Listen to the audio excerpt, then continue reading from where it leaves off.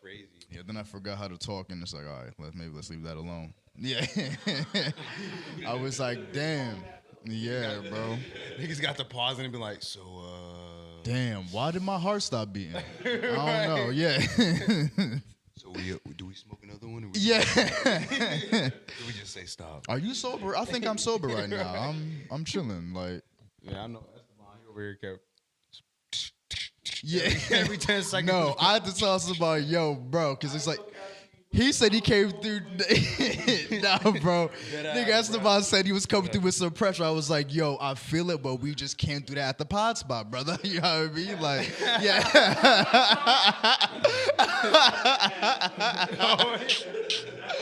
Yeah. I was like, let me just throw that out real quick so that nigga don't come with 89 backwards. Like, yeah. For real. All right, man. Let's get it settled in, man. Episode 74. MIC podcast, man. Community content. You get it all here, man. And I'm here with a super talented dude. Someone who is moving and shaking right now in his hometown and in the city he's not even from. Oh man, I appreciate it. You feel me, man? We got Tane in the building, bro. We're shaking, bro. Thank you. I really appreciate that. Nah, man, thank you for coming through, bro. Like, when I first just even met you, saw you at the CND joint, bro, with the listening party, bro. You were, going up, playing your stuff. I didn't know what to expect, you know what I mean? Because, you had the Pooh Shiesty on. So I'm like, all right, bet. No. He had the Pooh Shiesty on. And, like, I was like, all right, cool. Like, it's probably going to be some drill rap, something along those lines. You play your first joint, I started singing a ballad.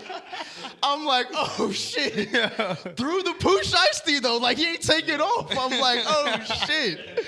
I respect it. And then, bro, by the time, like, you played your last song, and like, you removed, the mask and everything, and like, you was, just giving us a feel of like, what the song was. I was like, this nigga's mad, like mad talented. I was like, what the fuck? Like, I was blown away, bro. So I feel like it's gonna be good to like sit down, chop it up, but you find out just, how you got to this point, man. Cause like I see nothing but, positive stuff for you in your career, bro. Thank you, man. So like, where in Cleveland did you grow up?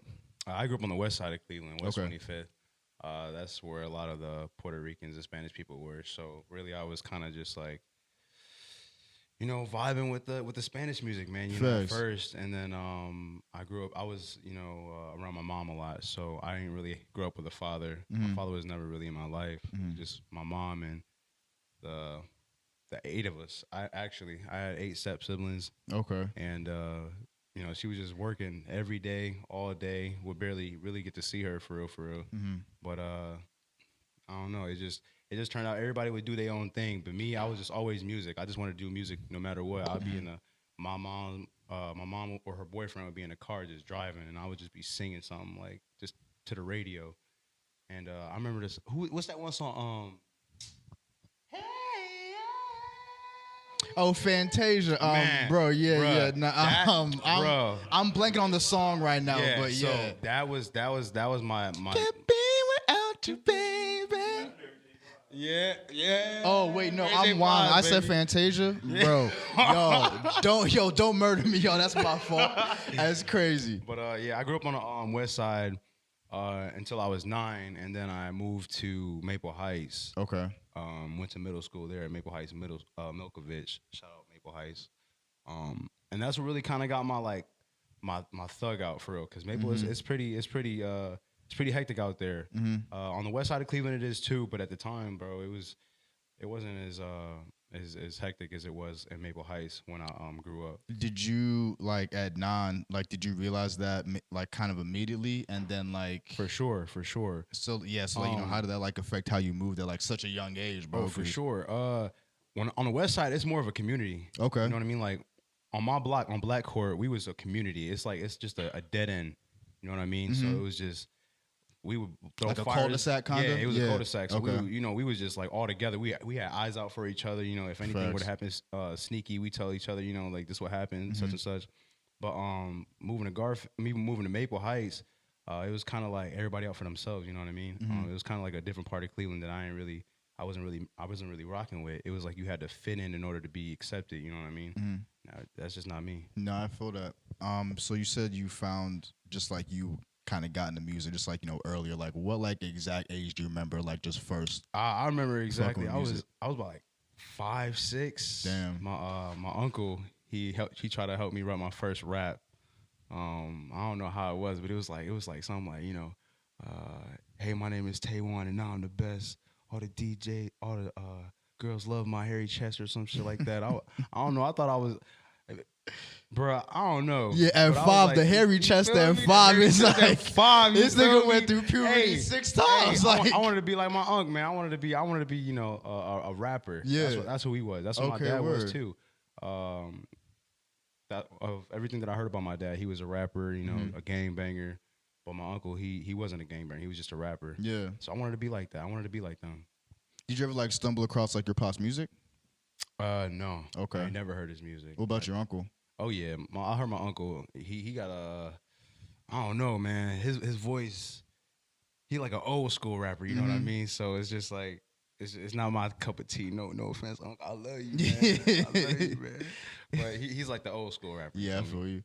So like, just as far as like when you're creating music, when did that start? Like, did that start maybe just as early, or like were you just kind of young? Trying shit out. Yeah, I was young. I was 16. Okay. I was 16. I had like the monitor, the computer monitor, and then an actual computer, the PC, and Audacity was my first program. Okay, yeah. And that was like the most whack software you could get, but it was Audacity's like pretty like bare bones, like simple shit. Yeah, exactly. But I had like the stage mic connected to my PC, put that in the closet, duct taped it, and just like did it from scratch. Just learned, just taught myself, self-taught myself. Just like through YouTube and shit, like yeah, okay, through YouTube, damn. or just checking random stuff out. Like, what does this do? What does that do? Like, what does this effect do? What will this affect on my voice? You know what I mean? And I first thought I was the shit when I found out how to put auto-tune on Audacity.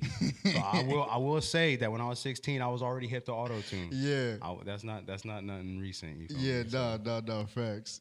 Turn to T-Pain real quick and shit, T-Pain, bro. Kiss Me with Chris Brown. Yeah. That's what got me auto-tune. For real, so like that's just like kind of open your eyes into I was like, I want to be like that. Dog, what's crazy about auto-tune is like you have to, like Mike was telling me this, bro, like you have to sing incorrectly for it to sound good. Yeah. Cause it's obviously correcting like like your pitch and everything. So like for it to sound good in auto-tune, like you have to know almost pretty much how to sing incorrectly so like it sounds good through the auto-tune, which makes me think about like how T-Pain is even making this shit. Like if he's singing, like the amount of like science and knowledge you even have just like of music to even like pull that off on a consistent basis and make just hit records is insane. Like yeah, I will agree. T-Pain is the master of that. He does know the science behind that, and I really wish and hope one day that I can be there. No, I'm learning though. I'm self-learning. You feel me? So definitely. Hopefully, T-Pain, you can give me some pointers, some advice. You feel me? But I'm still practicing the definitely, the bro. Who would you say like because like I know like you mentioned your uncle, musically, like who else just kind of like drove you to start making music and like putting shit out? Whew, that's a good one, man. Honestly, I would have to say my grandfather.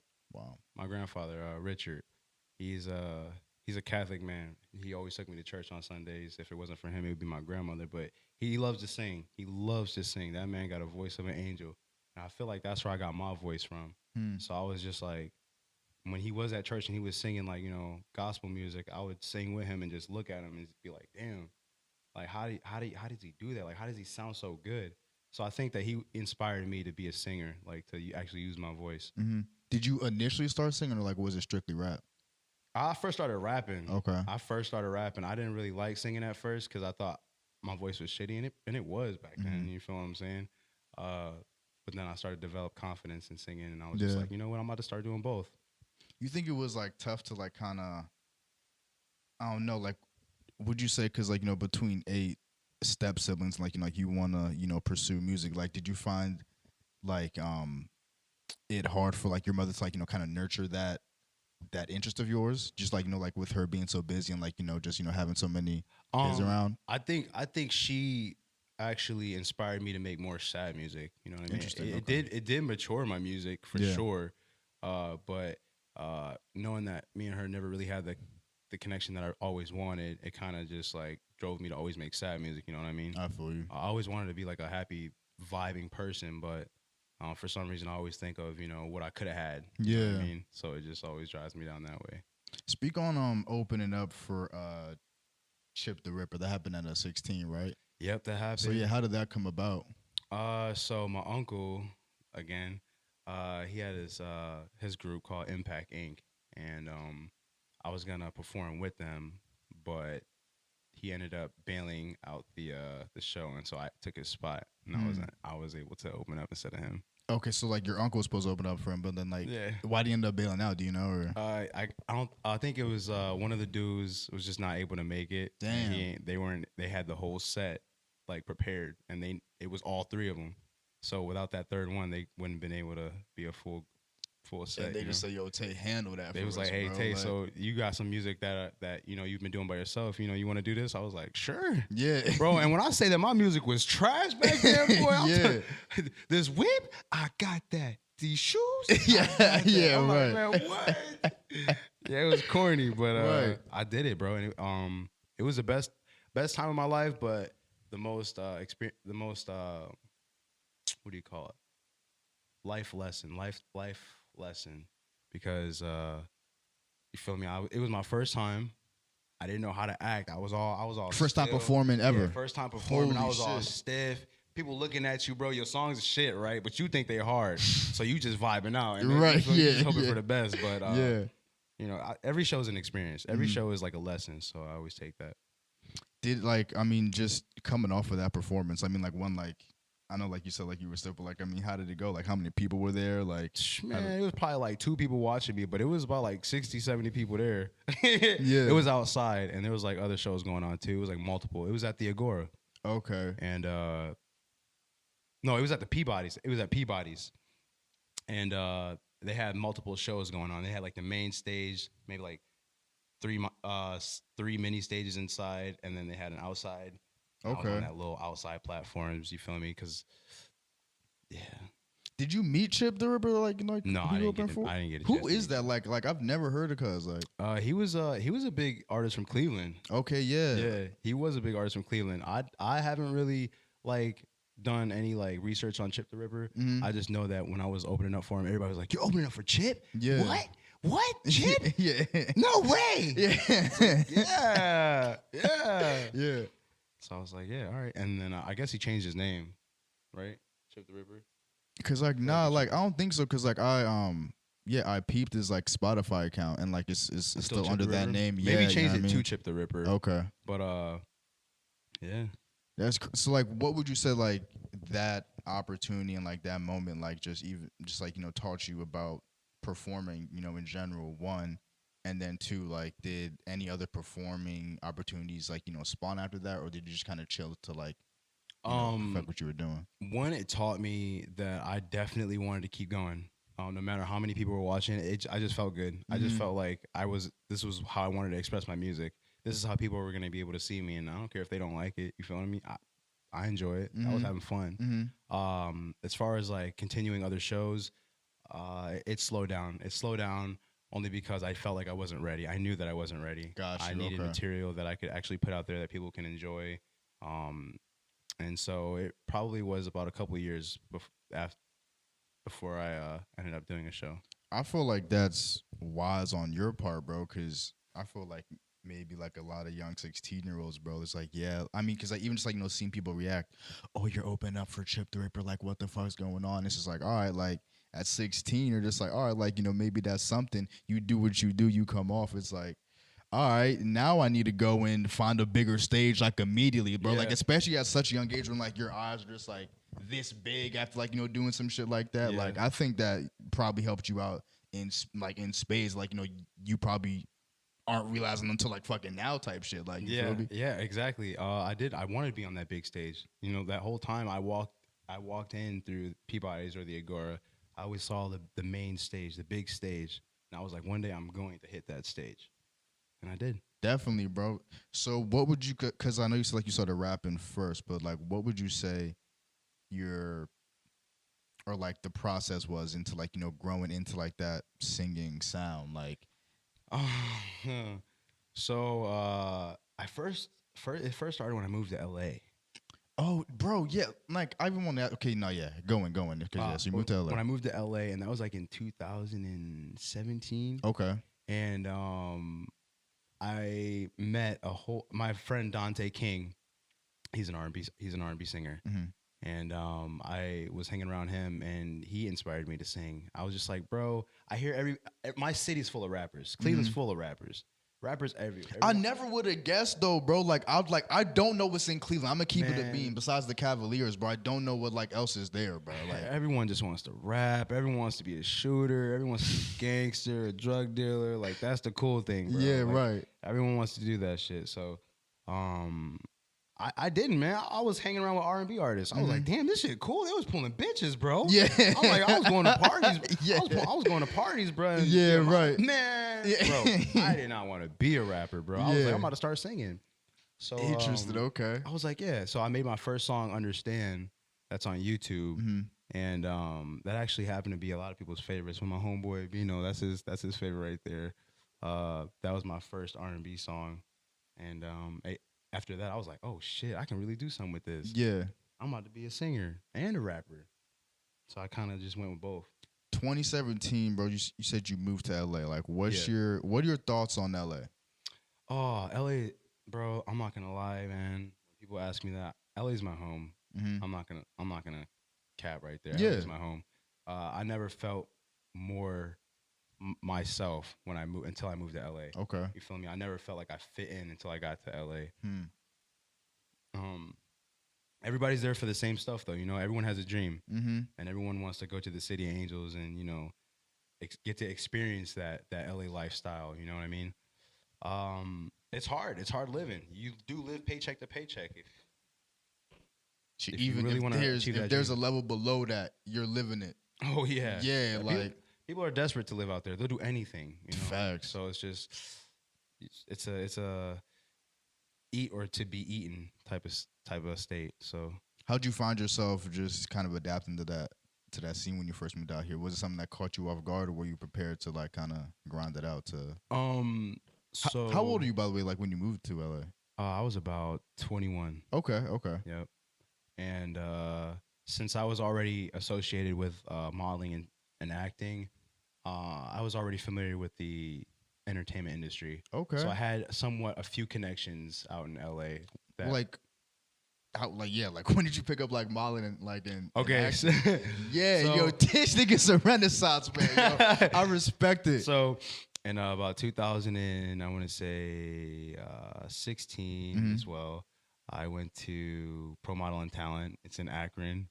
And I went to school for about a couple months. It was about 1 or 2 months, 2 or 3 actually. And then after that of schooling for modeling and acting, I went to IMTA, International Modeling Talent Association in New York. Damn. And that's where like hundreds of models and actors from all around the world meet up in this one building where there's like hundreds of judges and directors and producers and all type of stuff, where some people may or may not be able to sign a contract. I was able to sign a contract with Deborah Lynn, who's HRI manager and HRI talent agency, and that's how I moved to LA. Okay, and then so you got to LA, and yeah, just again, like how did you adapt to like the LA lifestyle as far as like trying to grind and like It was tough, bro. I'm not gonna lie to you. It was extremely tough. I'm sure, yeah. My manager wanted me to have one image for modeling and acting, but I wanted to be a musician. Like I wanted to be an artist, a music artist. I didn't want to be a model or actor. I told her, hey, I want to start doing music. Let's just stick with with acting. Like, no, I don't want to do that. Like I want to do something that I want to do, but I had to go buy this contract and finish this shit out. And then after that, after the 3 years that I was out there, I was like, fuck that. I'm about to start doing music. Contract's over with. I'm about to start doing me. So I dropped out of modeling and acting and pursued music. Was there any aspects of the contract that like you fucked with, like, you know, acting wise, or was it just like completely not even like, I'm not even trying to be in this lane? Man, getting to meet like I met Don Benjamin. I met a whole bunch of like famous people like that you would see on TV. It was fun. Like I got to meet people that people saw on TV regularly. So it was almost like, damn, I'm really living that lifestyle. You know, make out with random bitches just for auditions. Like, it was crazy. Yeah, right. I was loving it, but it just wasn't something that I was happy with. You know what I mean? It just didn't really make me happy like 100%. It was almost like I was halfway there. So, do you feel like, cause like, were you making music at all like during those 3 years, or was it just strictly the modeling and acting? Yeah, I was trying to find my sound. Got you. So I was like trying to blend in with the LA lifestyle. I was listening. Fuck blending with the LA lifestyle, bro. That lifestyle is bro. But like, and that's why like I even asked like what your thoughts are, bro. Cause like I don't even know if I would want to live there for 3 years, bro. Like, or just like from like this, cause I don't know, like my perspective of it, and like I've been to Cali, just like not LA. Yeah. I don't know, just LA specifically, man. It's just nothing about it seems real, and like you said, like everyone got dreams out there. Yeah. But that also means everyone got agendas. And like some people have been there for 4 or 5 years, and then like they see, you know, a dude, it's like their, you know, their first year in LA, and it's like, damn, like even if they like, you know, start to gain some momentum, they're like, yo, like let me see if I could like, you know, politic with him and like, you know, see if I can, you know, like again, it's like everyone has their own agenda. I'm not saying like no one out there is, you know, genuine. Like I'm sure like there's some across genuine people, but like just the general sentiment of it, it's just like, yeah, everyone is just trying to climb the ladder. Yeah, everyone is trying to climb the ladder. Yeah. It can get pretty backstabbing out there. But like I don't know, I just found a way to really enjoy my life. No, I feel you. No matter how much stress there was, no matter how how broke I was always just like, you know, after work, bruh, I get to go to the beach. Fair, yeah. I can either surf with the homies, skate with the homies, you feel what I'm saying? Like at night, like it don't matter, all year round, you feel what I'm saying? So I was able to actually vibe, you feel what I'm saying? Like I was able to fit in with the vibe of LA, but not the LA lifestyle. Yeah, no, facts. So, but you're making music, you know, throughout those 3 years. Are you putting anything out, or is it just all for you? So it was all just SoundCloud. I wasn't putting anything out on Spotify or Apple Music. I wasn't like 100% serious in it yet, only because I wasn't able to put my 100% focus. Definitely right, yeah. So it was just kind of bullshitting around and then trying to find my sound. I was listening to a lot of Young Pinch, so like I do give him a lot of. Young Pinch sounds mad familiar. Yeah, he's from the Bay. Yeah, he's the long hair. Yeah, okay, hair. Yeah, bro. I think I've heard a few of his joints, bro. Like, yeah, bro. Yeah, like back, like, yeah, maybe like 17, 18, maybe 19. Like, yeah, Young Pinch, bro. Shout out to you, bro. I definitely liked his vibe, so I was just like, bro, man, if that nigga can do it, bro. If he's got like a vibe that these bitches love, bro, I just wanted to be like that. I feel it. My hair got some blame too. Fuck that. yeah. Word up. Nah, I feel it. So underrated, bro. Like, was that the first project that you ever dropped, or is that just on Spotify exclusively? Like, is that on SoundCloud as well? Yes, that's on SoundCloud as well. And is that your first project? That was my first like EP. Yeah, facts. My first single was Sex and Henny. Facts. And then I dropped Underrated. Or no, I dropped Behind the Mask. And then I dropped Underrated. Underrated was like my first rock star. It was my first like project letting people know that, you know, I'm about to rock star this shit. And ever since then, like I got some rock star songs. No, you know what I'm saying? Definitely, bro. And just, you know, speak on how that project came together. Like, you know, what was the mentality at the time? You know, what was life like at the time? Like, so I'm not gonna lie, the first song off Underrated was Rated R. Yeah. And when I made that song, I was like, bro, how can I be a badass? I wanted to be a vampire, bro. Okay, I'm not gonna lie to y'all. I'm not gonna lie to y'all. I wish I was a vampire, cause like, bro, that song right there was just me being like a badass, bro. Yeah. And after I finished that song, I was just like, bro, I need to make the whole EP like this. I need to make the whole EP like where I'm just like some badass. You know what I mean? Some misfit badass. So I was just like, that's where we're going with this whole project. Okay, word. So and like just like do you think like just like as far as like in hindsight that project, do you think like you hit the nail on the head? Like would you change anything about it? I wouldn't change anything about All right, it, there you bro. go. Everything there, like it was like perfect. I think the last song on that is it bad that I don't know the last song on that EP? Nah, bro. I mean, just because Bro. like you're living life, creating new shit, like you know what I mean. Like you probably won't even remember 90% of your lyrics until someone recite them to you. Like I'm glad he said that. for real. He said that, bro. But no, underrated. The last song on that album was Rockstar Life. Okay, yeah. And I believe that song right there is another reason why I wanted to bring the rock star out of myself. I was going through like a little LSD trip, and so there you go. Also a tough relationship, a tough relationship at the time. So I just had to put two and two together, and like that's how I ended up getting that. Man, bitch she don't want me. She just want the money, bro. She just want the diamonds, bro. Let me hop around to the fucking booth so she could feel me a little bit better. Man, what? Yeah. I'm taking all those clothes I got you back. No, I'm just playing. So I mean, like, because like I know, like you mentioned, like you drop Sex and Henny. Like, was that just a song that like you were just like, man, let me just kind of get these vibes off, man, just so like people like.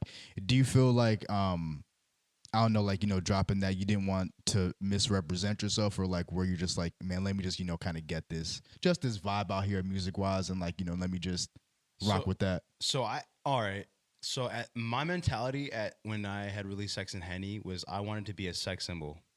Yo, we got vampire and sex symbol. I fuck with it. Yeah. They should have put you in Twilight, bro, for real. Bro, I'm not gonna lie, bro. I should have been Edward. Yes. Dead ass, bro. No, but it's crazy because like different projects, they bring different personalities in. Definitely. You know what I mean? So at that time, I wanted to be a sex symbol, bro. That's why, like, I had the money, the Henny, the chain, the no shirt. I wanted to be sexy, bro. Yeah. I wanted my first song to be something that would draw attention to women. I'm like, I'm here for y'all. Yeah. You know what I'm saying? You ain't gotta play if you a freak. Yeah. Is stupid, bro. And yeah, that's that one. I fun. Then like, boom. Next project is like, man, nah, fuck y'all. Y'all played with me. The next project was Behind the Mask. Yeah. And that was more of like that was when I came home. Wow, I said yeah. That's when I came home from LA. Okay. I moved back, and that one was more pain. I was definitely feeling like, damn, I'm back in Cleveland. Like, fuck, this is the place I wanted to leave. This is not the place I wanted to come back to. You know what I mean? They say like once you have a name out for yourself, it's never smart to move back in your own city. Yeah, definitely. And I was just really paranoid. So that's when I did Behind the Mask, Past Life, losing a lot of homies. Being in that city that I'm from, that really kind of just made me want to put that in that EP. It's called Behind the Mask because that time it was what do you call it? Corona pandemic. Yeah. Or coronavirus pandemic. And everyone was wearing masks. So it was almost like everyone was looking the same, and we weren't able to kind of like what's the word? Socialize with each other. You know what I mean? Yeah. We were kind of stuck behind this mask. So that was just my project of saying, this is everything how I feel behind my mask. You know what I mean? This is what's going on behind my closed curtains. Definitely. So like when you moved back from LA, like is that when the pandemic had started? Like how long had you been back in Cleveland? It was calming down. Okay, got you. Yeah, okay. when everyone was like inside, stuck in like the buildings, and you couldn't, or stuck inside their homes, and you could barely leave outside your house. I was still in LA. Okay, got you. Okay, and like then you dropped that shit. Nah, bro. Like, and like I was even listening to like some Behind the Mask, bro. And like I'm like, dog, this shit is like, bro, you got some shit. But yeah, I feel like you already fucking know that, bro. Like, I don't know, man. I try not to give myself too much credit, bro. Only because like I mean, like you're like also in it, so like I mean, like there's like a certain perspective that, like you may have on it that. Yeah, bro. I mean, all I do is just vent to the mic. I just like yell or scream whatever I've been through or how I'm feeling, bro, and I just let that all fit into like a song. You know what I mean? Have you like collaborated with anybody or like just maybe worked with anyone musically?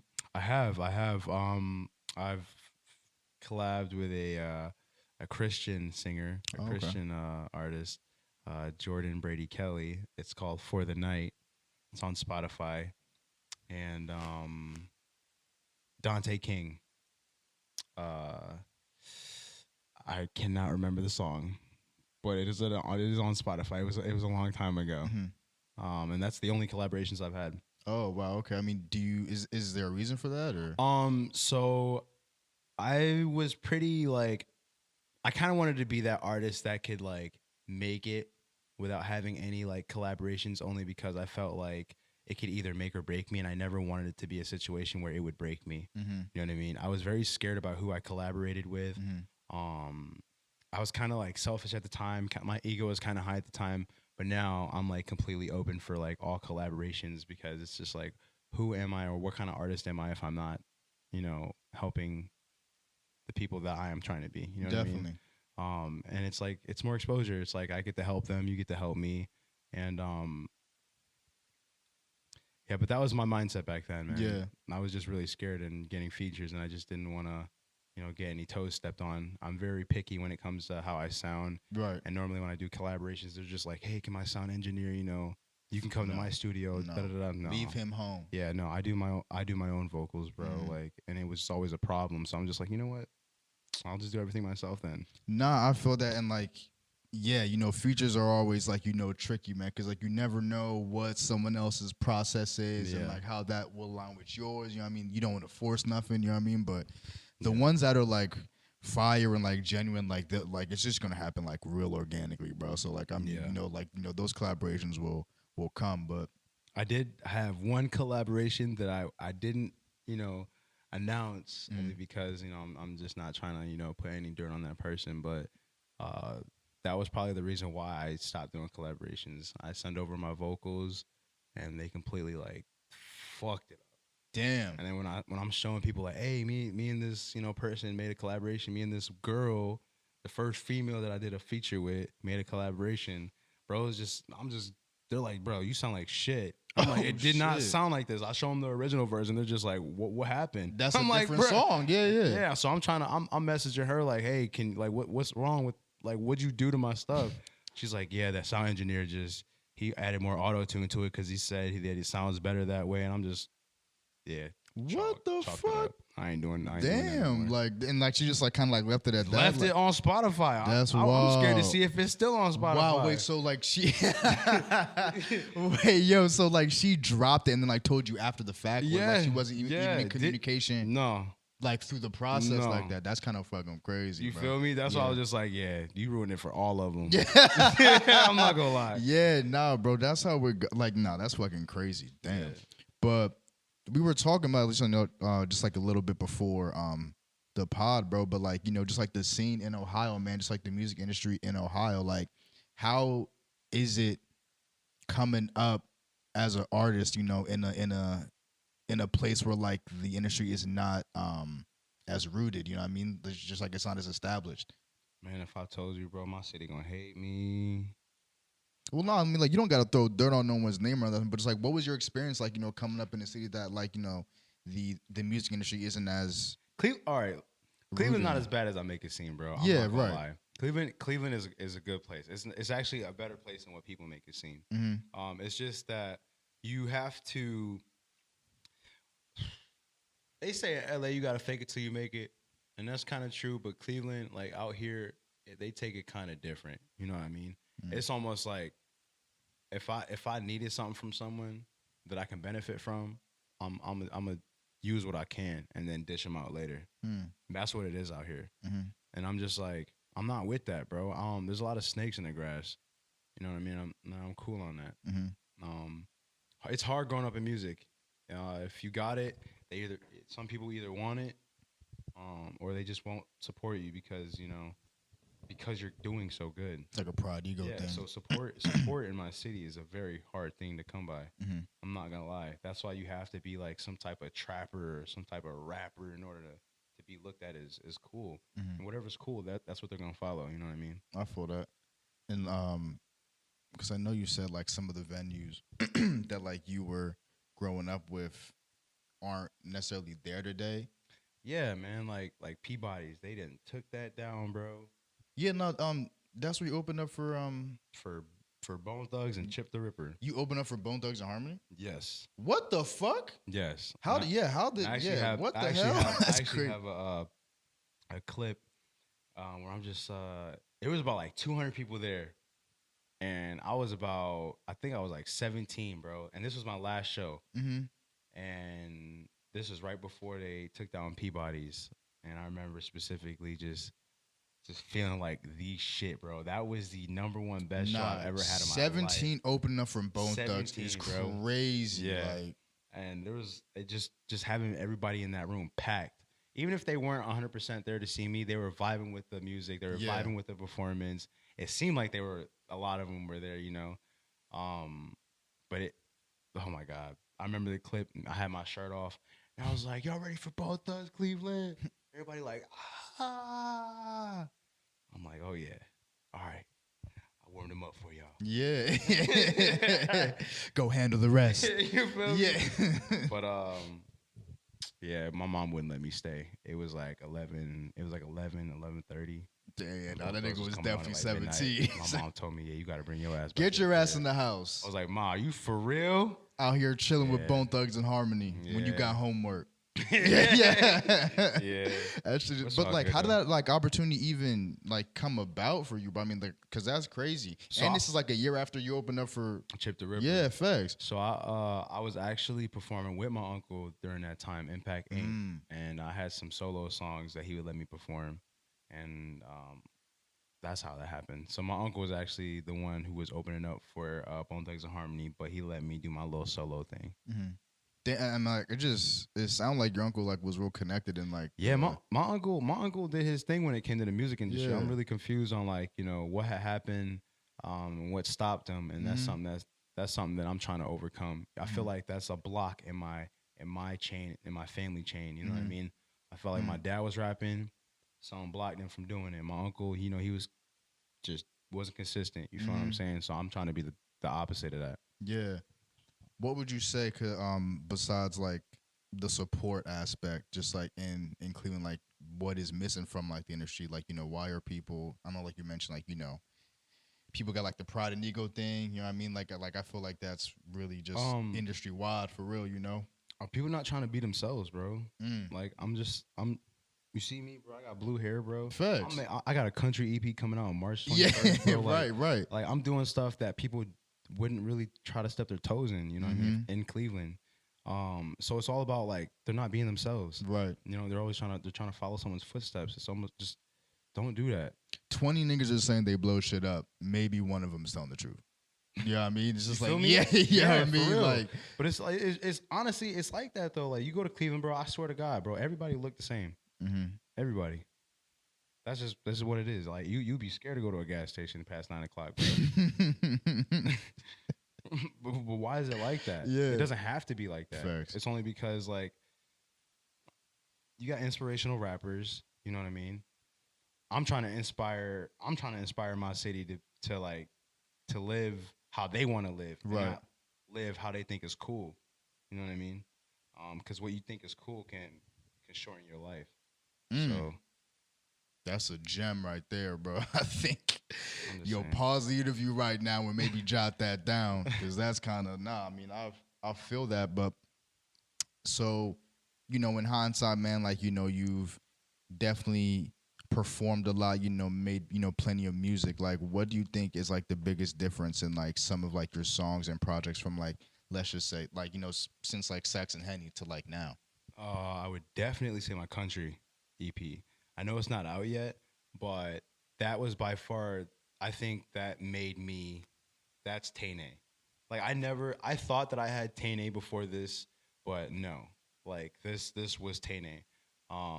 My other projects, you'll probably hear a couple songs where I sound like a certain someone or something like that. I'm always compared to like other artists, but this project right here, I sound like me, bro.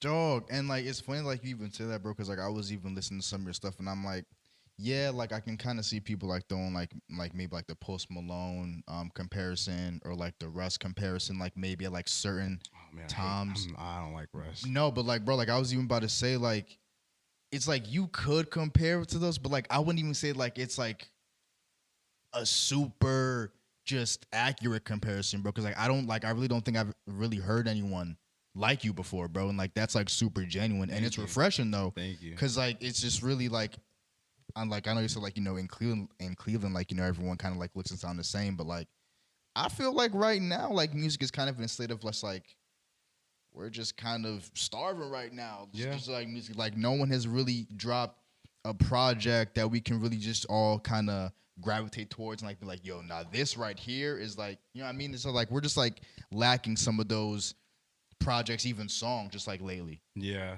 My issue was versatility, being versatile. I know that. Oh man, this is gonna suck to say this, bro. I wanted to be the Drake of my city, bro. I don't think that sucks. I mean, bro, like I feel like everyone in music wants to be the Drake of their city, just as far as like status and like what you're able to do for your city. You know what I mean? Like I don't think that's crazy to say. It's just if someone can like some just want to be Drake. Yeah, that's kind of scary. You know what I mean? It's just like I wanted to be the Drake of my city. I basically wanted to be the one that could rap, that could sing, that could like do it all, bro. Rapping is just a big scene in Cleveland, because of Bone Thugs and Harmony. You got MGK. I want to do something different. Yeah, man, LeBron, bro, out here making rap songs. LeBron EP and 2 Chainz album and shit, like and Doughboy, YSM Flow. I just kind of wanted to be different, bro. I was just like, you know what? Why not? Why not change the game, bro? Like, why not incorporate some weird music into this shit? Rockstar Life, Rated R, like those are nothing that Cleveland people would make. Definitely. So I was just like, just trying to create like different genres. Like I'm really trying to combine like all genres into one. Honestly, I'm trying to be music. Damn. Nah, that's not like I feel you, my dude. That's crazy. And I try to make as many genres as I possibly can, only because I cannot stick to one genre. So like at what point, during, you putting out music, making stuff, did you kind of like, push for that? It was after Behind the Mask. Okay. I was just like, okay, Behind the Mask, I would consider that would be like my father's side, right? That would be like my father's hip hop side coming out of me. So my mom's more of like a rock star. She's like the one that listens to like Metallica, Nirvana. That's where like my side came out. That's where I'm just like, all right, well, let me incorporate like my mom's taste in music, because I do have multiple tastes in music. Yeah. And so that was my first change, and then I got good feedback from that. So I was just like, okay, I'm about to just keep going, start dibbling, dabbling. Do you play any instruments? I do not. Okay, gotcha. No, I'm sorry. No, you don't go. That's in the works. Though. I'm sorry. That's in the works, though. No. What do you learn to play?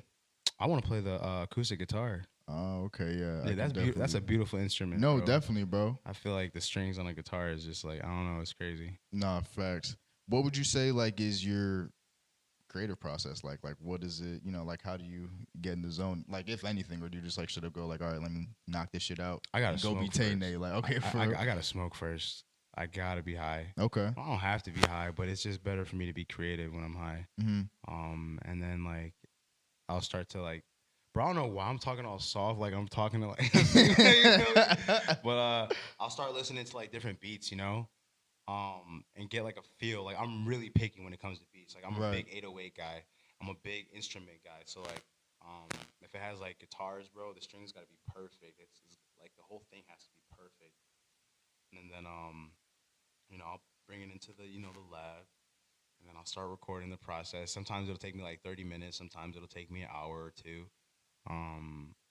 Sometimes I can complete one song. Sometimes I'll do like 3 or 4. It just depends on like how I'm feeling, or like if the song is really that valid.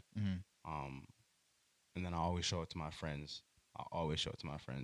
They're like the first people to hear it. Hell yeah. My manager is the first person that hears it too.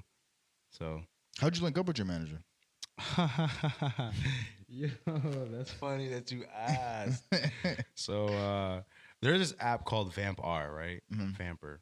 And at first I was a little sketchy with it because I saw about it like in ads.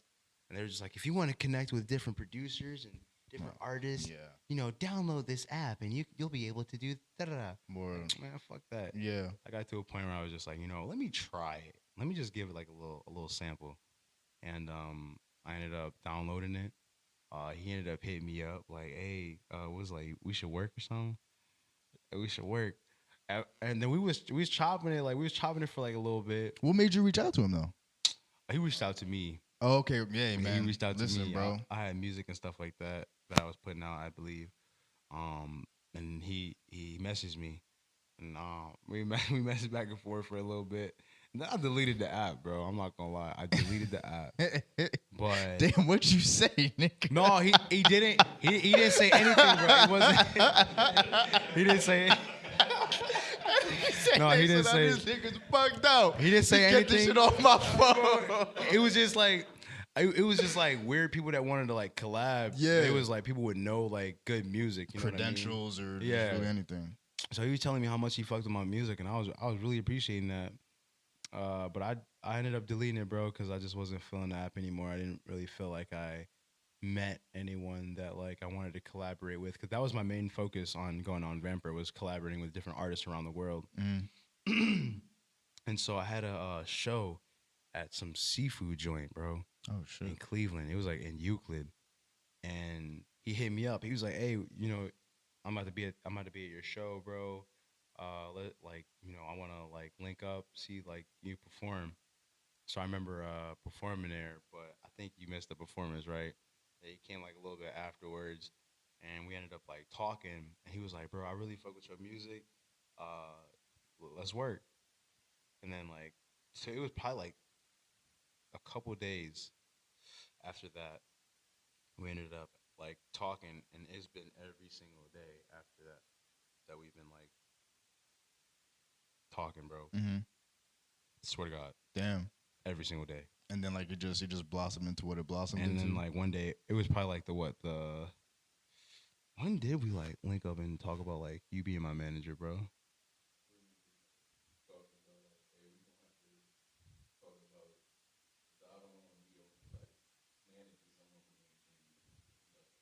Yeah. He kept telling me about his hunger in music. Yeah. And kept telling me about like how he wanted to take this shit serious, and that he saw the hunger in me, and like I was like, it was sparking, bro. Like everything he was saying, I was feeling, bro. It was crazy. I was like, bro, how you feel is how I feel, bro. Right. Like we were on the same page.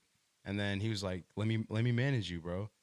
And I was just like, I was with a manager at the time, Max, but he was like one of my homies. You feel what I'm saying? Yeah. He just wanted to like put me out there. So when I talked to him, and I was like, hey, bro, I got someone who really wants to, like be my manager and like help me grind, help me like, rise in the industry. And he was all good. He was all good with it. He was like, you know what's best for you, fam. Like I go ahead and do that. But I appreciate you reaching out to me, and I give him the utmost respect too, man. Shout out you, Max. And that's when me and him decided, all right, we're gonna do this. We're gonna take over the world with this. And every single day, just on the phone, like, I mean, even if it's like about bullshit or something like that, it's at least for like a couple hours that would be on the phone every day, talking about business, talking about what's the next move, next project, what we got to do, like what we doing now. So I really appreciate you, D'Anthony, for real. Nah, bro, that's honestly for real how it should be. And just like, even, shout out to you for like, even reaching out, you know what I mean? Because like facts. I mean, because like that's really all it takes sometimes, bro. And like, look at y'all's, relationship, now, like that shit is crazy, bro. Yeah, he got me into the Outpost in camp, bro. Like, bro. So like, I was even gonna say like, so when, like, around what time did like maybe just performances for you, like you saw like an uptick in that, like just like the Outpost? It was on was it December 30th? December 30th. You just coming off a show there, right? Like, yeah, Thursday. Okay, actually, word. that was like that was like a couple days ago. Okay, yeah, and December 30th was the biggest show. He got me into the Outpost. Man, this man got a silver tongue, bro. This man could talk. Yeah, he could sell peanut to a fucking elephant. Man, he could sell peanut to a goddamn fish. Bro, so he ended up, talking to the owner of the venue and, ended up getting us in. I don't think they really mess with me at first because when everybody look at me, they just think of me like this nigga some pooch icy shit. Yeah, like, right, I got right. the ski mask on, Facts. this nigga from the hood or some shit like that. But then I get to singing my music and stuff that he fucked with it so heavy. He was like, yeah, you got to come back. So I had a headlining show December 30th, and there was quite a few people there, bro. There was like, how many people would y'all say? Like, yeah, it was about like 60 people there, bro. That was like my first show of having like my headlining show, my first headlining show. Yeah. And having like that many people there. 60 people is a lot for real. No, bro, like don't understate it, bro. Yeah, 60, like one person bringing out 60 people, bro. Yeah. Like that's a feat, bro.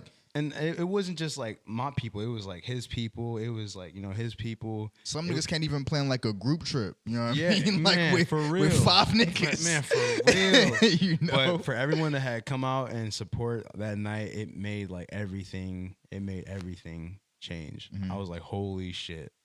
And then I don't know, bro. That's what really sparked my my performance industry. Performance. How was the show on you can go ahead. I'll grab that. How was the show on Thursday though? Thursday it was okay. It was club night for Kent. I'm not gonna lie, it was a Thursday. Mhm. Not a lot of people come out on a Thursday, Mhm. but we still had that shit lit. Yeah. Like we always do. I got a little too drunk. You feel me? I think my boy Bino got a little too drunk too. Hey, cuz, this nigga is stupid, bruh. But I'm crying. it was amazing. It was good. It was good. It was good. How long you been performing at the Outpost? Oh man, since 30th of last year. Okay. I've probably been there about like 5-6 times. Damn. Yeah. And and your manager pretty much started that whole connection for real. Yep. And they just pretty much just saw the people that came out. It was like, nah, we need that business. Yep. This man right here is the reason why I'm getting to places now. With that being said, he got me another show at the Vortex, March 26th. Oh yeah. We have the Ohio Fest in Akron, right? Or Kent. We have the Ohio Fest in Kent, and then isn't there another one? McCarthy's. But we got hella shows lined up, bro, and we're planning on a what is it, tour? Yeah. Okay, word, bro. I mean, nah, bro, that's dope. And I even wanted to ask, I know, the acting, the modeling was taking up a majority of your time. Did you happen to get any performances out in LA? I mean, I feel like that I did actually. My boy Dante King's listening party. Okay. It was a great time. There was a lot of people there to support him, and they also fucked with my music too. And there was also one more show in LA that I did where I got to meet hella people. I was at a little bar. Mm-hmm. My boy Black, shout out Black. He got me into that spot because the bodyguard there knows him, so Okay. I was able to pay him $20 to perform. Oh shit, nah, fire. Yeah. Bro, so I mean, cause you made connections out in LA, I'm sure. Did you do you still keep in touch with anyone from back then, or I do. Mm-hmm. And I just talked to my boy Gunner. He's on Netflix right now. He's doing his little acting thing. Not a little acting thing. He's doing his big acting thing. My bad. I still keep tabs on him. He be giving me gems sometimes here and there, making sure I got my image and my attitude in check. I still keep in contact with Dante King, my boy Black, Seven. Yeah, I keep in contact with a few people out there. No, definitely, bro. Cause I was gonna say, shit, 3 years in LA, bro. You definitely had to meet some people. Yeah, no, yeah. I actually stayed there I stayed out there for 6 years. Damn, bro. Yeah, I was in LA for 6 years. That's crazy, bro. I mean, shit. 6 years in LA is I feel 12 years anywhere else. Bro, honestly, it felt like that, bro. Because when I left, I was heartbroken. I cried like I lost somebody closest to me. Mm-hmm. So, damn. Have you been back to LA since? No, I have not. I'm afraid that I might stay. For real? Yeah. I'm not gonna lie. No, that's funny. But shit, what's his name said? I don't know who said it, but they always say, I would never stay in a place I call home. Home of LA.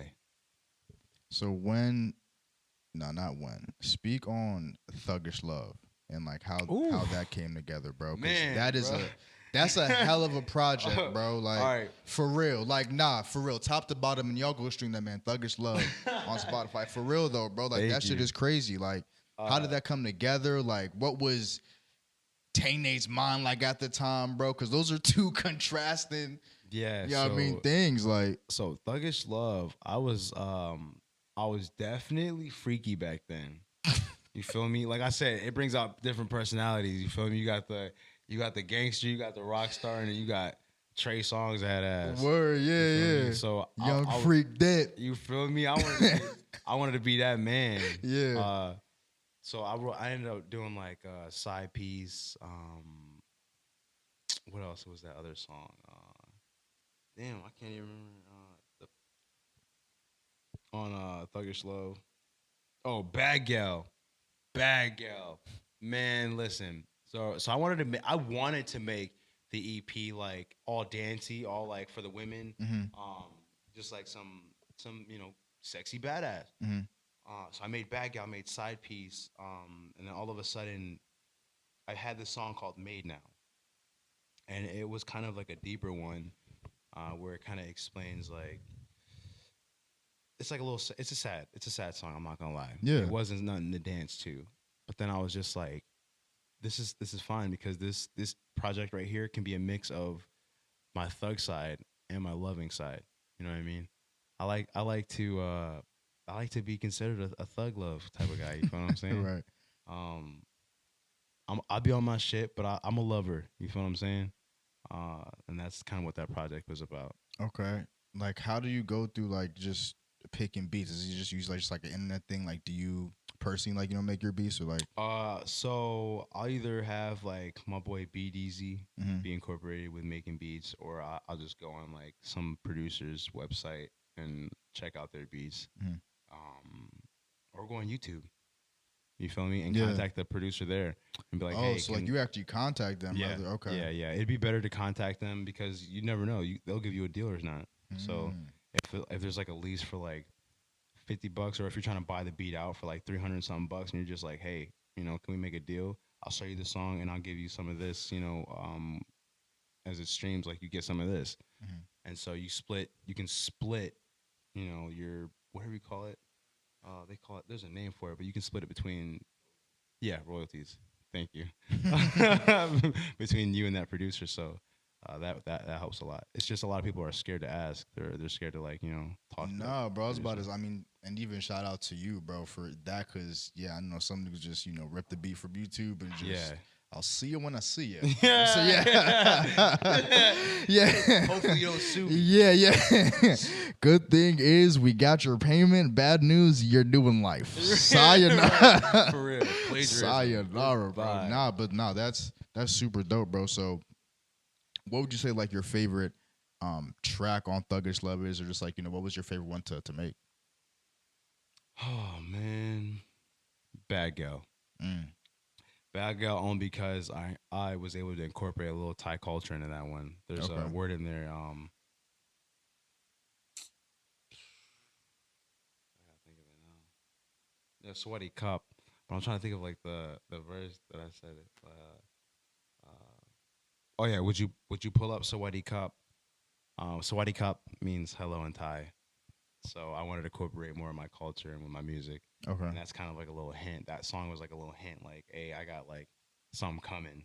Not only do I have some country shit coming, but I may have some Thai music coming too. So interesting. Damn, that's crazy. No, I've never heard a Thai song. I'm gonna keep it real. I want to keep people on their toes. Yeah, that's what I am. No, that may be a whole new lane for you, bro. Like that's that may be your shit that just take you to another atmosphere for real. Like I'm hoping you have a monopoly on that shit, bro, because you will be the only nigga singing, just some Thailand shit, bro, like Taiwanese shit. Yeah, I don't know, man. Ain't nobody gonna understand what I'm saying. They ain't gonna sing that shit. They're like, bro, what? Drake been faking mad accents, bro. Like, niggas do not know what that nigga is saying sometimes. Just like, fuck it. It goes. Yeah. I gotta think of an accent, bro. That's gonna be my new accent, bro. Bro, so speak on Dancing with the Devil, man. That's bro, like I've seen you perform that song, bro, and it's just every single time, bro, it damn near steals the show, bro. Like everyone is just so like just engaged with with that performance, like with your performance generally, but like that song specifically, bro. Like niggas will stop what they're doing and like look over and be like, "Yo, what is going on stage right now, bro?" Like I've seen that reaction. Like that song, bro. That song was the turning point of my music. That's what made me want to do country. Dancing with the Devil was more of like a soul cry music. You know what I mean? It was more of, it wasn't just about like the lyrics, but it was more about like me definitely crying into the mic. Tell my mom I'm coming home. Me and my mom never had a good relationship. She never really. It was almost like she never really wanted me home. But in that first part, like I was just like, tell my mom I'm coming home. Um, we all do things that we're not proud of. You know what I mean? A lot of people smoke, a lot of people drink, a lot of people call that or consider that to be sinning, and just the devil's work. Um, so that was kind of like what that song was about for me. Not being heard, not being seen, not being able to be accepted because of who I am. So that's kind of what that song was about. you think because it's like about those things, and like you put so much of that into that song, like you think like people resonate with that, and like I do. that's why it kind of changed it for you. It yes, and performing that at shows and having people sing that back to me, it makes me want to cry every time, because I'm just like, I never thought that I would have a song that people would actually like would feel. I never thought a day in my life that I would have a song that people would know lyric for lyric, and that they would feel the way I feel. You know what I mean? That's just a dream come true. Mm-hmm. And I remember it was probably like the show before Thursday, at the Outpost. I played a video, and like, it was everybody in the room singing "Dancing with the Devil," and I just, bruh, I don't know. When I saw that video, I damn near teared up. That shit was a moment. Yeah. Are we good on time? 5. All right. Real quick, I just want you to run through. You got a project coming out the 31st March, right? March 21st. March 21st, yeah. My fault. And just tell us what you can. I mean, you can keep what you want to yourself, but just kind of give us what we can expect. What's the vibe like? Okay, so the name of it's City Roads, and it's definitely about this misfit guy. It's like a movie almost. Mm-hmm. It's about this misfit guy being from Cleveland, the city, but this guy is also from the country. You know what I mean? Mm-hmm. He has a countryside of him, so it's almost like a. You ever seen Blade? Hell yeah! It's almost like Blade, but like the country Blade. Oh shit! Yeah.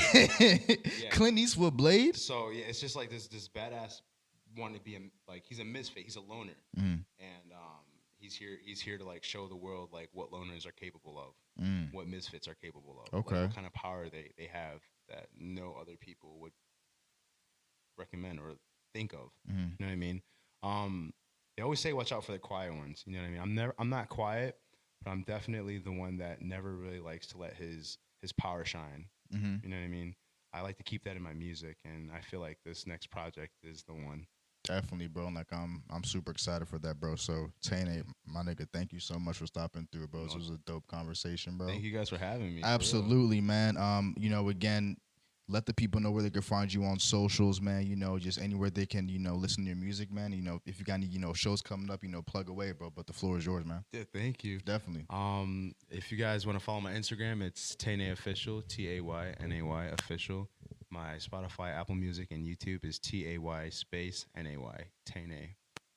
Thank you so much. Yeah, bro. Listen, man. MIC Podcast episode 74. Tayne in the fucking building, man. And we're out, bro. Peace. Thank you, guys.